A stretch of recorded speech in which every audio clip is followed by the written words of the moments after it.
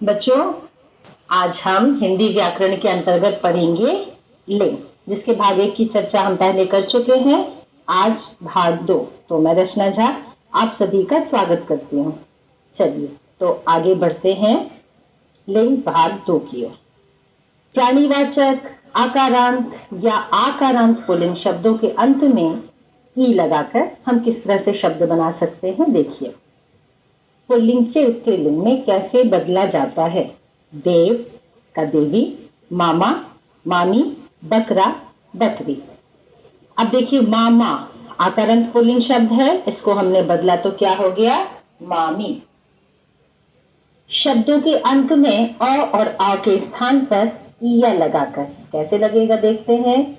चूहा क्या हो जाएगा, चूहिया। बंदर बंदरिया। आप देख रहे हैं बच्चों, इसमें छोटी मात्रा लग रही है, इसको ध्यान देने की आवश्यकता है।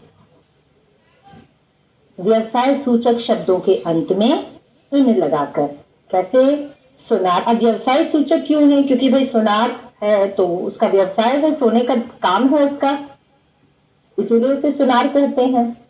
ग्वाला घर घर जाकर दूध देने का काम करता है, उसे ग्वाला कहते हैं। तो इन शब्दों के साथ जब इन शब्दों का हम स्त्रीलिंग बनाते हैं तो कैसे बनता है, सुनार का सुनारिन, ग्वाला का ग्वालिन। फिर ध्यान दीजिए, छोटी मात्रा का प्रयोग किया गया है।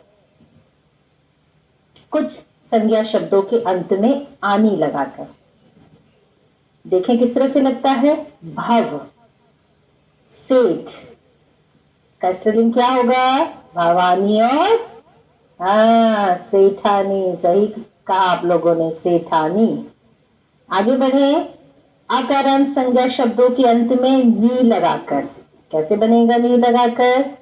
मोर मोरनी, सिंह सिंहनी।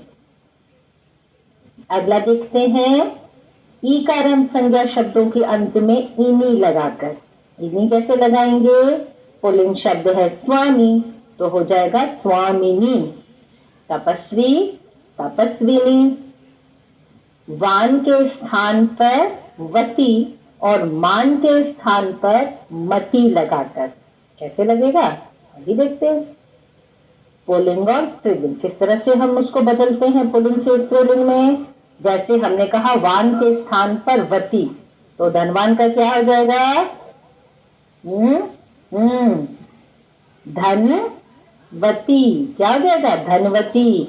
और श्रीमान, अब यहां देखिए मान के स्थान पर हमको क्या लगाना है, मती, तो क्या हो जाएगा, श्रीमती। बिल्कुल सही। धनवान धनवती, श्रीमान श्रीमती। कुछ शब्दों के अंत में अक के स्थान पर ईका लगाकर, अब अक के स्थान पर ईका कैसे लगता है, जैसे बालक, तो क्या हो जाएगा, ईका यानी कि बालिका। पाठक का पाठिका। पाठक क्या होता है, पढ़ने वाला, जो पढ़ता है ना। तो अगर हम उसको पुल्लिंग में कहें तो पाठक, जो पढ़ता है, मतलब जो किताबों को पढ़ता है, पाठक। और स्त्रीलिंग बनाए तो पाठिका। जैसे मैं कहूं कि मैं दैनिक भास्कर समाचार पत्र की नियमित पाठिका हूं। आप कहें कि मैं दैनिक समाचार पत्र का नियमित पाठक हूं। समझ में आया, पाठक और पाठिका। चलिए अब देखिए, कुछ संज्ञा शब्दों के स्त्रीलिंग रूप बिल्कुल भिन्न होते हैं। कैसे भिन्न होते हैं, बादशाह, बादशाह का क्या होगा, बेगम। कोई वान नहीं लगा, कोई वती नहीं, कोई मती नहीं, कुछ नहीं, बिल्कुल बदल गया, बादशाह का बेगम। वीर वीरांगना, बिलाव का बिल्ली। आकारांत पुल्लिंग शब्दों के अंत में आ लगाने से क्या होता है, देखते हैं। बाल का स्त्रीलिंग क्या हुआ, बाला। और शूद्र का स्त्रीलिंग हुआ शूद्रा। ये क्या लगा, अंत में आ लगा देने से।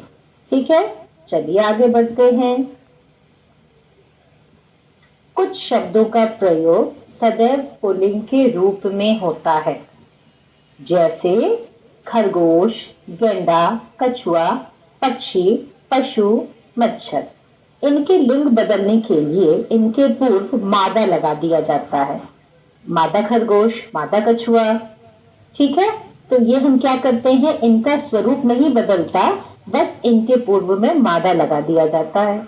कुछ शब्दों का प्रयोग सदैव स्त्रीलिंग में ही होता है, जैसे मकड़ी, मक्खी, तितली, कोयल, दीमक, मछली।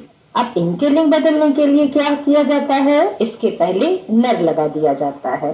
नर मकड़ी, नर तितली, नर मछली आदि। तो बच्चों, अंग्रेजी भाषा में देखिए क्या कहा जा रहा है। अंग्रेजी भाषा के पदनाम जो हिंदी में भी आ गए हैं, उनका प्रयोग पुल्लिंग और स्त्रीलिंग दोनों में ही किया जाता है। जैसे वकील, असिस्टेंट, प्रिंसिपल, डॉक्टर, मंत्री, कलेक्टर, गवर्नर, ये सब स्त्री भी हो सकते हैं, पुरुष भी हो सकते हैं, है ना। तो यहाँ पर इनका प्रयोग जो है वह दोनों के लिए किया जाता है। कुछ शब्द पुल्लिंग और स्त्रीलिंग दोनों में आते हैं, जैसे शिशु, दोस्त, मित्र, मेहमान, अतिथि। अब जैसे मित्र है, मेहमान है, तो मेहमान किसी भी रूप में आ सकते हैं, वो स्त्रीलिंग भी हो सकते हैं, पुल्लिंग भी हो सकते हैं, ठीक है। तो मैं उम्मीद करूं कि आप लोगों को ये पाठ समझ में आ गया होगा। इस पाठ से संबंधित जो है वो हमारा अभ्यास कार्य दिया हुआ है ग्रामर बुक के पीछे, व्याकरण संबोध में इस टॉपिक के पीछे, उसे बनाने का प्रयास करेंगे, कोशिश करेंगे कि उसे बहुत अच्छे से बनाया जाए। वीडियो को फिर से देखेंगे, इसको अच्छे से समझा जाए। Thank you.